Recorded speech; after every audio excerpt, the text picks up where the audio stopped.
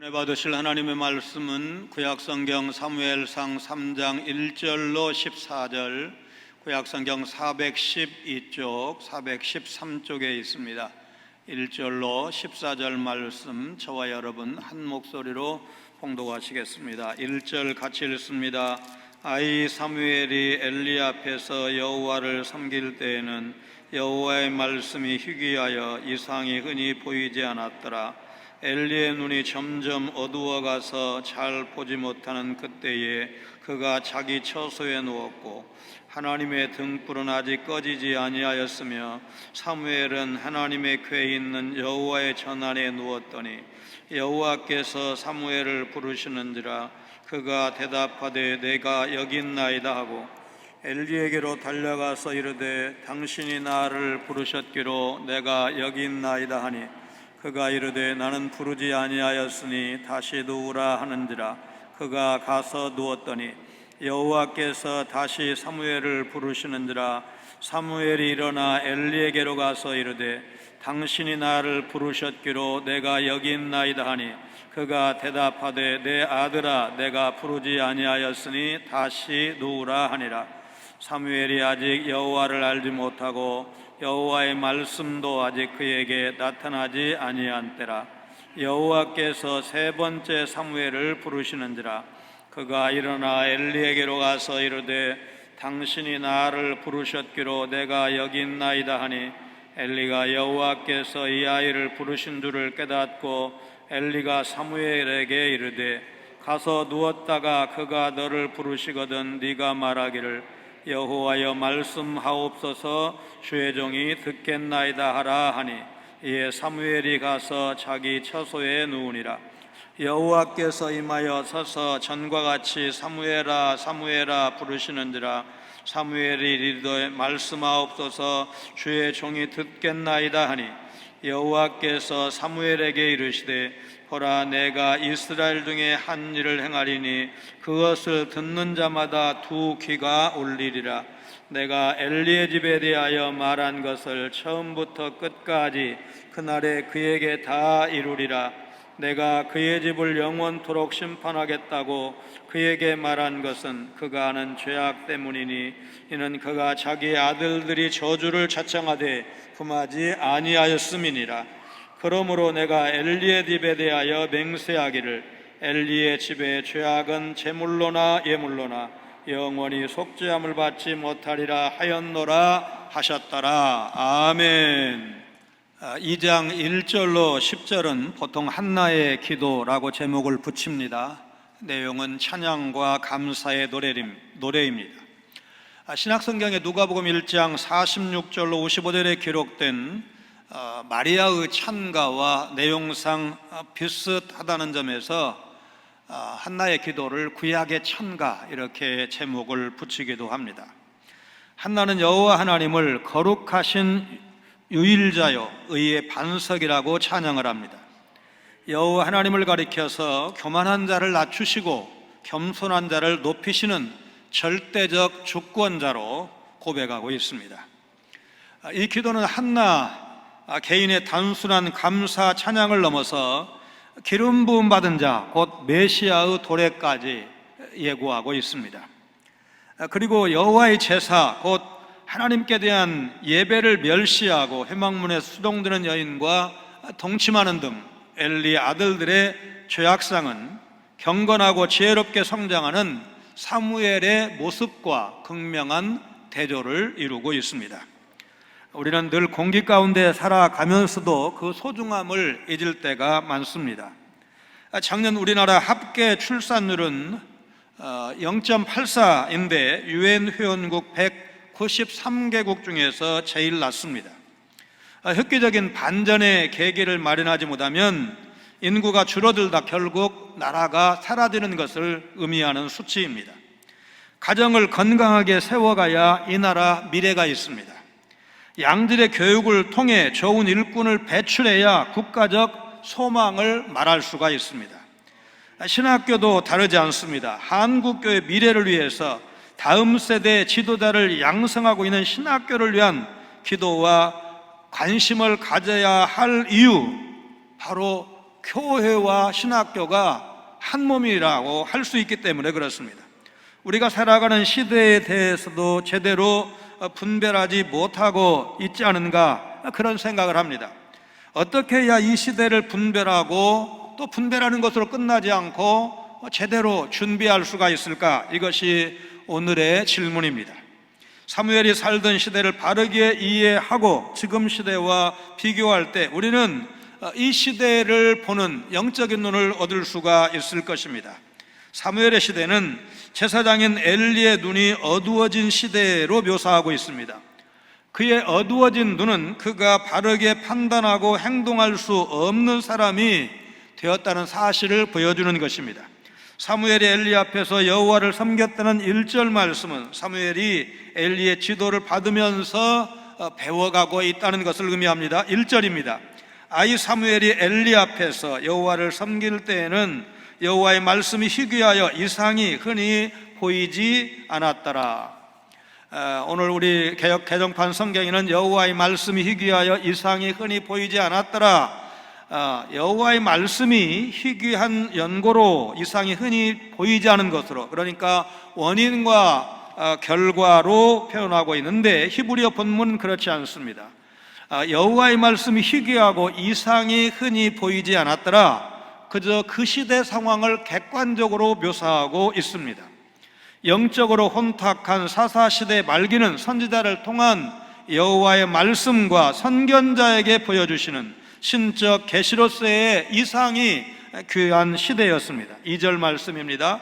엘리의 눈이 점점 어두워가서 잘 보지 못하는 그때에 그가 자기 처소에 누웠고, 엘리의 눈이 점점 어두워간 것은 4장 15절에 가면 나이 100세를 바라보는 그 고령을 감안할 때 당연한 일이었습니다. 하나님은 사람을 쓰실 때 나이가 많고 적고 능력이 적고 많고 또 남자냐 여자냐 이런 조건을 별로 중요하게 보지 않으십니다.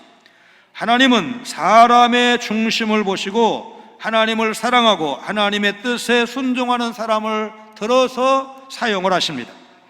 2절 표현은 엘리가 육체적인 노쇠 현상이 왔다는 것을 부각시킬 뿐만 아니라 그에 비례해서 점점 약해져가는 엘리 제사장의 영적 무감각을 암시하고 있다, 그렇게 봐야 할 것입니다.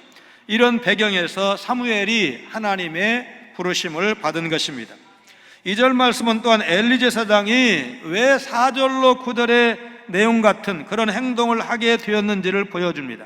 그가 자기 처소에 누웠고, 대제사장 엘리의 처소가 분명히 드러나 있지 않지만 사무엘이 잠자던 곳과 다소 떨어진 곳, 부르면 들릴 수 있는 거리 정도였다는 것을 드러내고 있습니다. 당시 성막은 실로라는 곳에 오랫동안 자리 잡고 있었기 때문에 제사의 원활한 수행을 위한 제반 부대 시설들, 예를 들면 당직 제사장들의 처소, 사무엘처럼 성소에 헌신한 자들, 회막문에서 수종드는 여인들의 거처 등이 성막 주변에 세워지고 준비되는 것은 당연한 일이었을 것입니다. 성인병은 주로 40대 이상의 성인과 노인들이 많이 걸린다고 해서 붙여진 이름입니다. 최근에는 성인병이라는 병명 대신에 생활습관병이라고 불러야 한다, 그렇게 말하는 분들도 있습니다. 과도한 스트레스와 패스트푸드의 유행으로 성인병에 걸리는 아이들이 점점 늘어나고 있다 보니까 그들을 조사했더니 노화보다도 생활습관이 더 밀접한 관련이 있었기 때문입니다. 일본에서 아주 유명한 의사인 시냐 히로미 박사는 성인병을 생활습관병으로 부르지 말고 자기관리 결함병이라고 부르자, 이렇게 주장을 했습니다. 히로미 박사의 연구에 의하면 건강을 위한 비결은 특별한 것이 아니었습니다. 많이 걷기, 가끔 달리기, 충분한 수분 섭취, 복식 호흡, 천천히 씹고 조금씩 먹기 등 기본만 지켜도 건강해질 수 있는데, 이 기본을 무시하고 좋은 영양제나 보양식, 특별한 건강관리 방법 등을 찾아 헤매는 사람들이 많기 때문에 그렇습니다. 기본조차 지키지 않아서 생기는 병이기 때문에 히로미 박사는 성인병의 명칭을 바꿔야 한다, 그렇게 주장을 한 것입니다. 건강만큼 사람들이 중요하게 여기는 것은 없지만 건강의 기본 비결을 바로 지키는 사람은 그렇게 많지 않습니다. 마찬가지로 성장하는 믿음 생활을 위해서는 역시 기본이 중요합니다. 말씀과 기도, 사랑의 교제, 구제와 선행 등 신앙의 기본을 잘 지켜야 우리 신앙이 성장할 수 있습니다. 지금 우리가 사는 시대가 기본이 바로 된 사회인가 묻지 않을 수 없습니다. 오히려 오늘 이 시대의 특징은 무지와 방종이라고 할 수도 있습니다. 사람들이 하나님을 온전히 바로 알지 못하고 그래서 자기 욕망을 따라 자기만을 위해 살아가는 이기주의적인 그런 시대가 되었습니다. 한국교회가 심각한 문제가 있다면서 입법을 맡고 있는 일명 평등법의 제정을 권고한 국가인권위원장은 기독교인입니다. 차별금지법이 다수의 선량한 국민을 상대로 사실상 역차별을 조장하는 악법이라며 반대 여론이 거세자 명칭만 바꿔서 평등법안, 건강가정기본법 이런 법안을 낸 국회의원 중에도 기독교인이 다수 섞여 있는 것으로 알고 있습니다. 이 법이 제정이 되면 군대에 가기 싫은 사람이 나 이제부터 여자로 살 거야 그러면서 사실상 병역을 기피하면 처벌하는 것이 쉽지가 않습니다. 남북 대치 상황에서 병역 자원 확보가 심각해질 수 있습니다. 스포츠 경기에서 남자와 대결하면 이길 자신이 없으니까 나 여자로 살랍니다. 이제 성전환을 강행하고 대회에 출전한다면 어떻게 막을 수가 있겠습니까?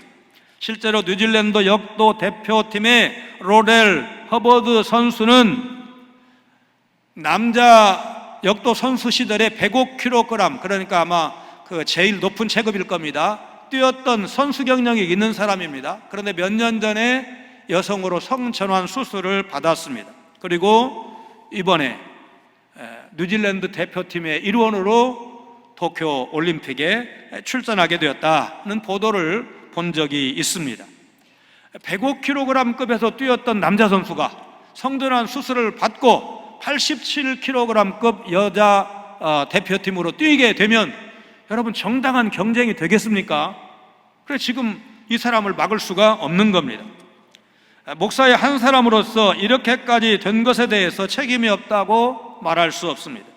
한국교회 목사들이 잘못 가르쳐서 이런 국가 지도자 또는 국회의원이 나왔다고 자책하는 건 목사의 입장이라면 근본적으로 무엇 때문에 이런 법을 제정하려고 할까?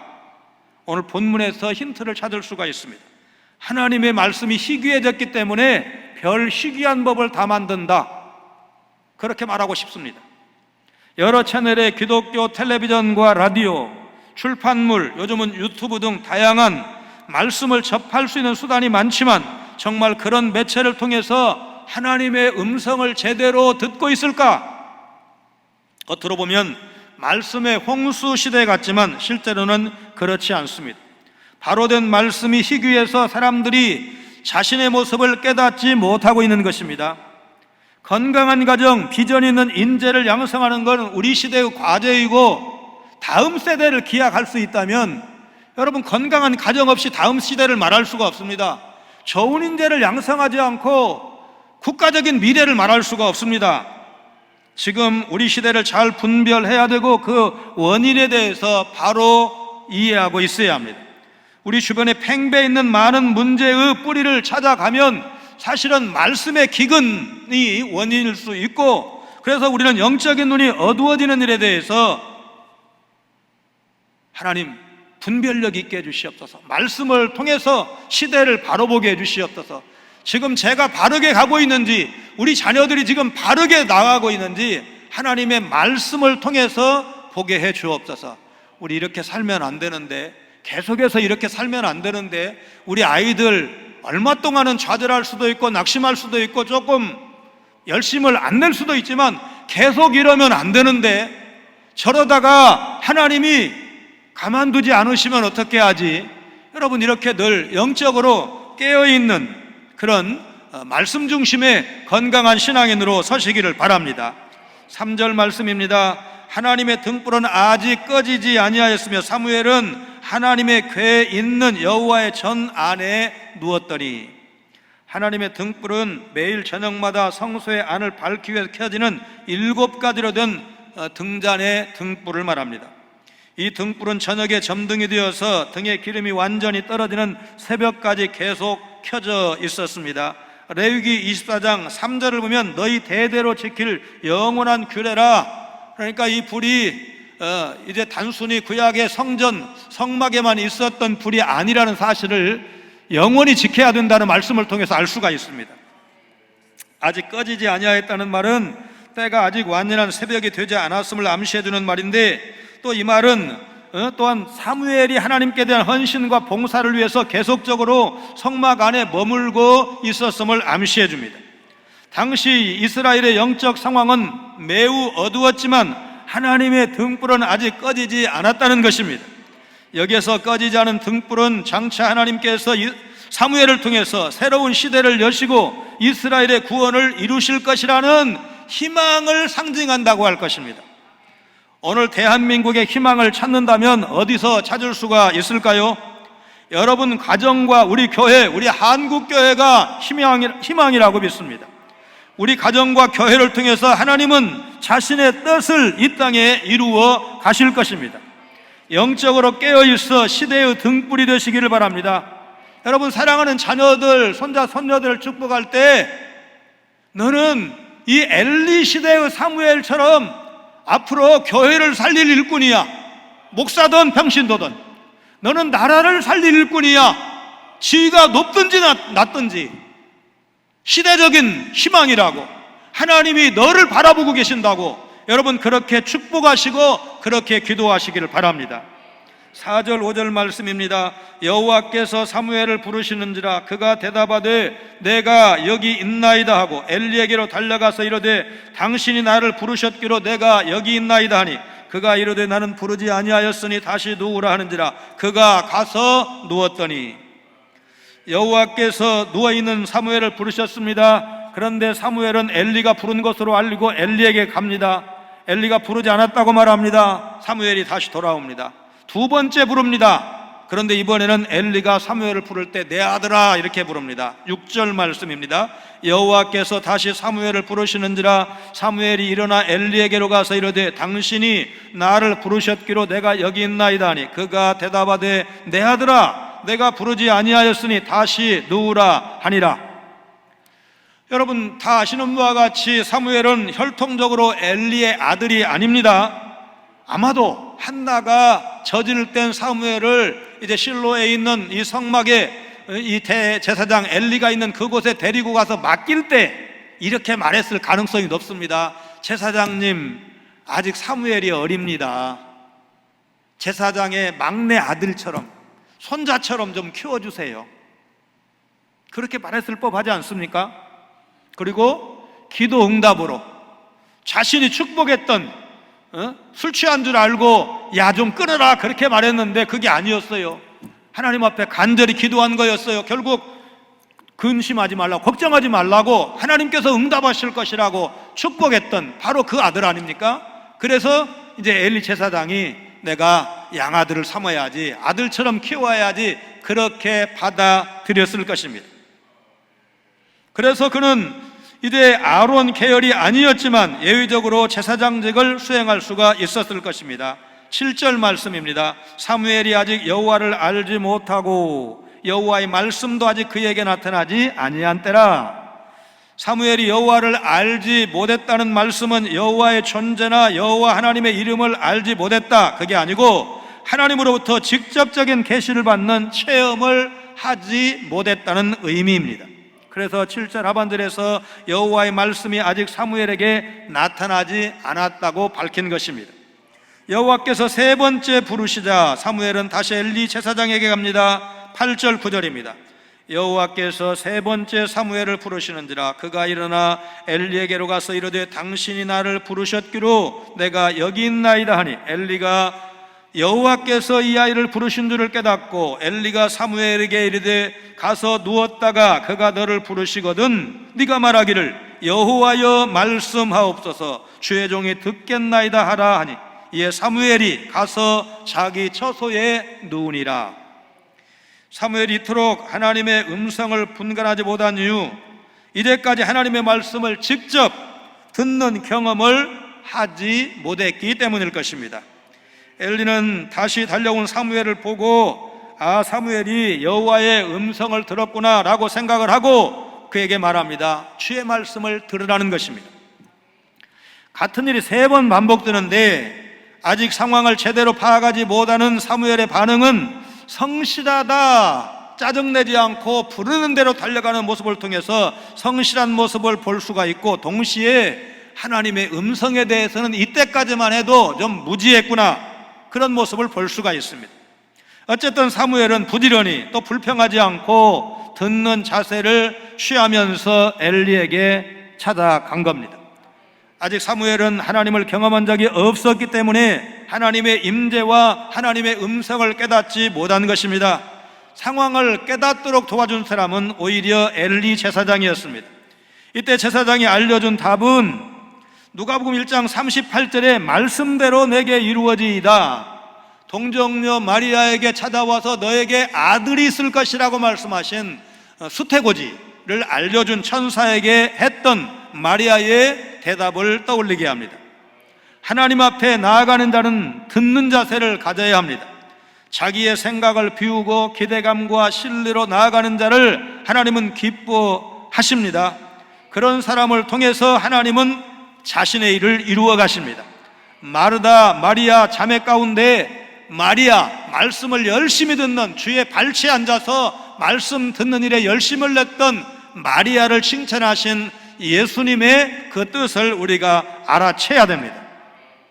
여러분, 말씀을 듣는 일이 기적의 시작이고 하나님의 역사가 시작되는 것입니다. 여호와께서 임하여 서서 사무엘을 부르셨다는 것은 음성으로만 부르신 것이 아니라 그에게 직접 나타나신 것을 말해줍니다. 10절입니다. 여호와께서 임하여 서서 전과 같이 사무엘아 사무엘아 부르시는지라 사무엘이 이르되 말씀하옵소서 주의 종이 듣겠나이다 하니, 사무엘은 엘리 제사장의 가르침대로 자신이 하나님의 종이라는 사실을 고백하면서 주의 말씀을 듣겠나이다, 하나님 앞에 말씀을 드립니다. 충현교회 심호하시는 한규삼 목사님의 간증한 토막을 소개해 드립니다. 1995년 여름 한창 박사학위 논문을 쓰고 있던 중에 LA에 있는 신학교회 교수로 청빙을 받았습니다. 가을 학기부터 강의하기로 결정을 하고 나니까 그의 여름은 논문 쓸 절호의 기회였습니다.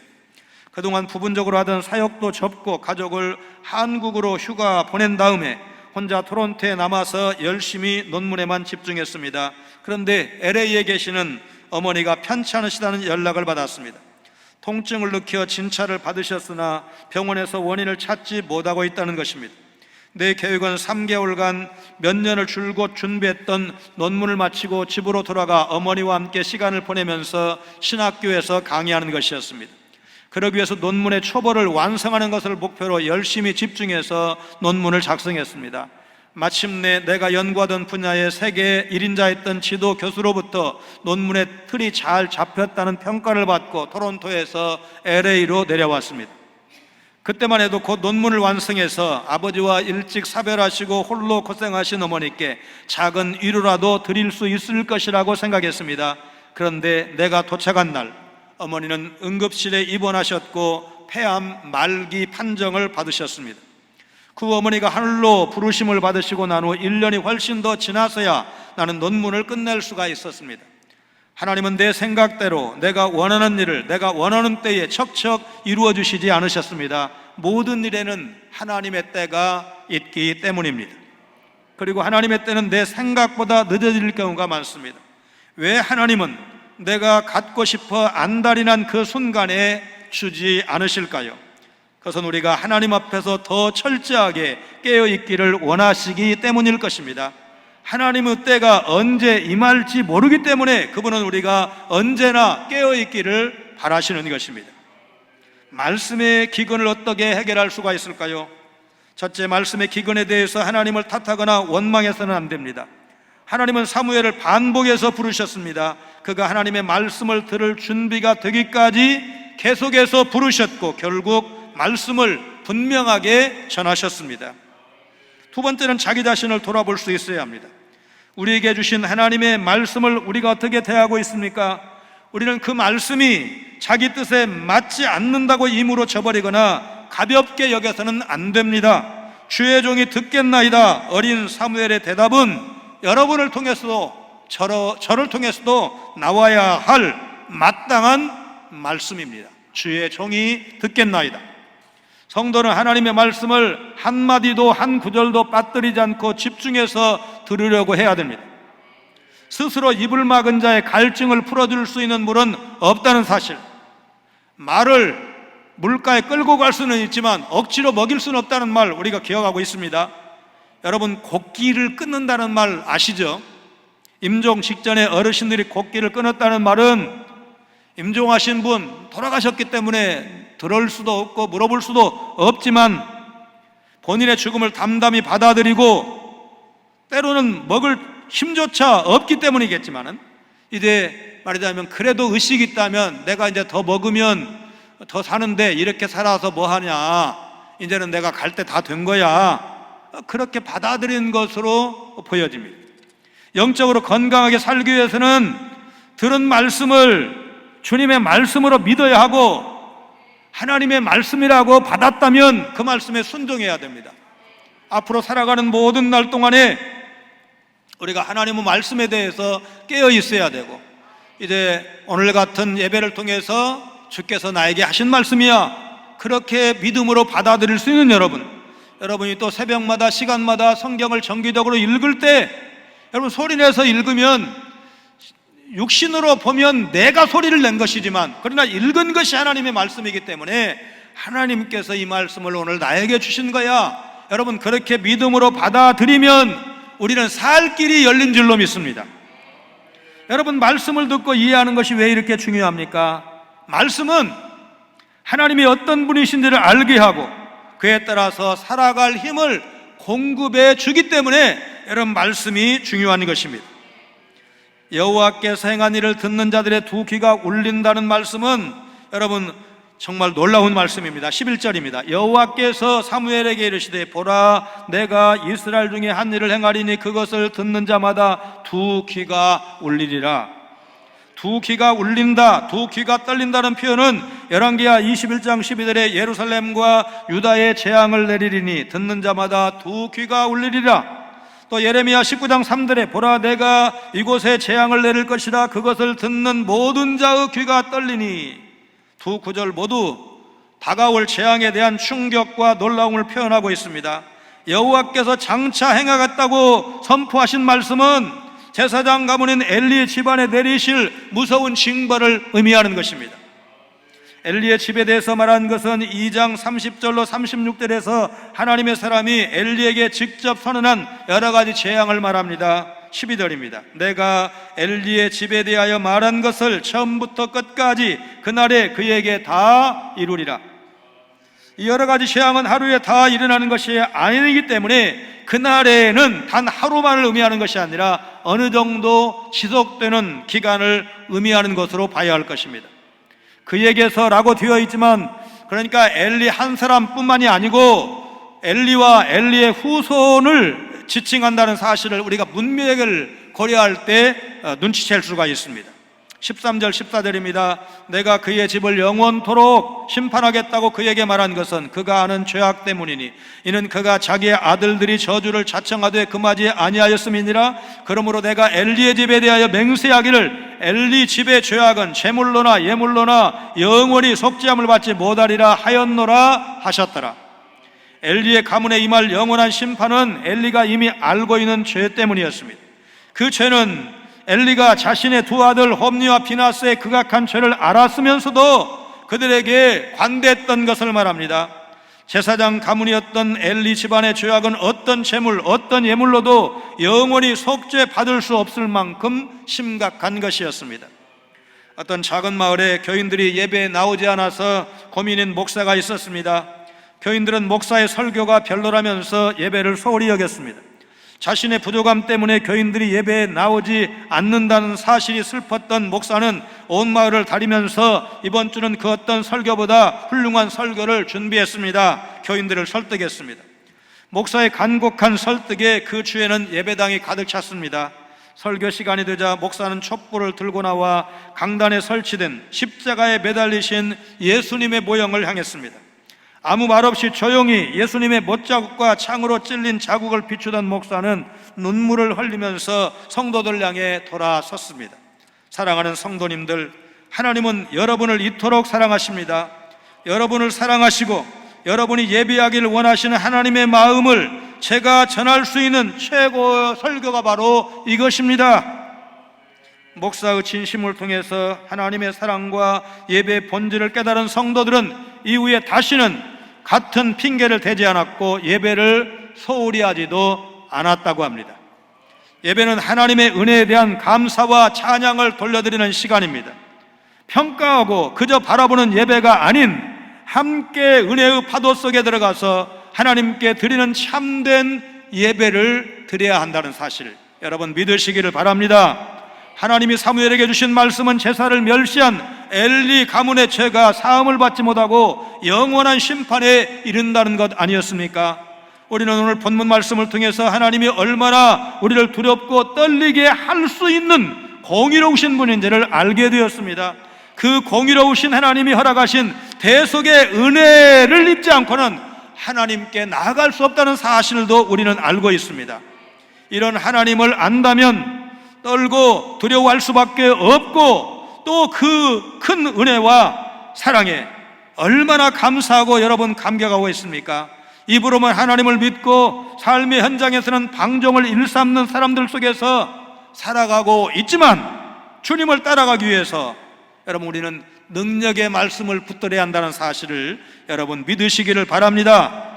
오늘 우리는 코로나19 팬데믹 시대를 살아가고 있습니다. 믿음의 눈, 영적인 시각으로 이 시대를 분별하시기를 바랍니다. 아무리 힘들어도 하나님이 여전히 일하신다는 사실, 과거에 지금보다 훨씬 더 심각했던 흑사병 시대에도 그 시대에도 하나님의 백성들은 깨어 있었고 교회가 가야 할 길을 갔고 어려운 사람들을 살폈고 사랑하고 섬겼고 교회는 교회로서의 사명을 감당했다는 사실을 기억을 하면서 하나님 앞에 서는 그 순간까지 오늘 나를 향하신, 우리 가정을 향하신, 우리 교회를 향하신 하나님의 뜻이 무엇일까? 말씀을 통해서 하나님의 음성을 듣고 그 음성에 충성스럽게 신실하게 순종함으로 거룩한 삶을 살아가시는 여러분 모두가 되시기를 주님의 이름으로 축원합니다. 거룩하신 하나님, 엘리 제사장 시대를 여호와의 말씀이 희귀한 시대라고 말씀하신 것을 들으면서 오늘 우리 시대는 여호와의 말씀이 흥황한 시대일까 묻지 않을 수 없습니다. 여호와의 부르심을 알지 못하는 어린 사무엘을 보면서 지금도 여전히 말씀하시는 하나님의 음성을 바로 듣고 있는지 돌아보기를 원합니다. 제사장 엘리의 집을 심판하시겠다는 무서운 경고를 들을 수 있는 신앙의 예민함, 영적인 경각심 무디어지지 않도록 하나님 말씀을 통해 깨워주시옵소서. 성령의 감동으로 깨워주시옵소서. 오늘 나를 향하신, 우리 가정을 향하신, 우리 교회를 향하신, 이 나라 이 민족 한국교회를 향하신 하나님의 음성을 듣게 하여 주옵소서. 예수님 거룩하신 이름으로 간절히 기도하옵나이다. 아멘.